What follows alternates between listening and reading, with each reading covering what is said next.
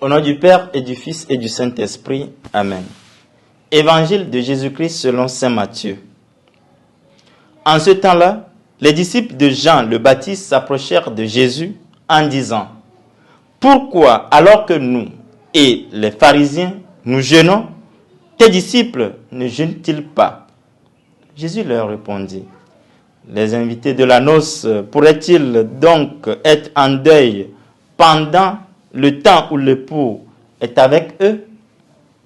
Mais des jours viendront où l'époux leur sera enlevé, alors ils jeûneront. » Acclamons la parole de Dieu. Louange à toi, Seigneur Jésus.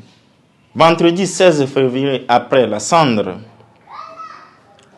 à la question des disciples de Jean le Baptiste sur le jeûne en présence ou en absence du Christ, deux attitudes s'observent.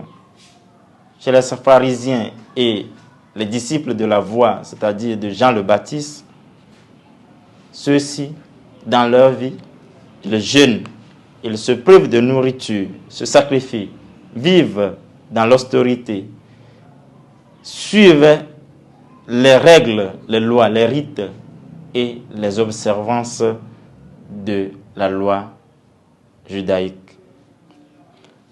En présence du Christ, quand l'époux est là, ses disciples vivent dans la joie, sont épanouis, ne jeûnent pas, parfument leurs vêtements et sont dans la joie de la fête.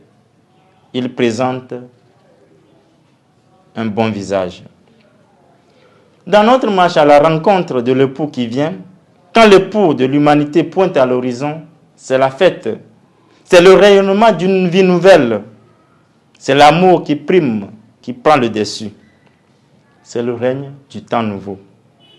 Le carême ne signifie pas le temps de deuil, de lamentation, de damnation, de peur, de rigidité, d'austérité à outrance, de rancune, de défaite.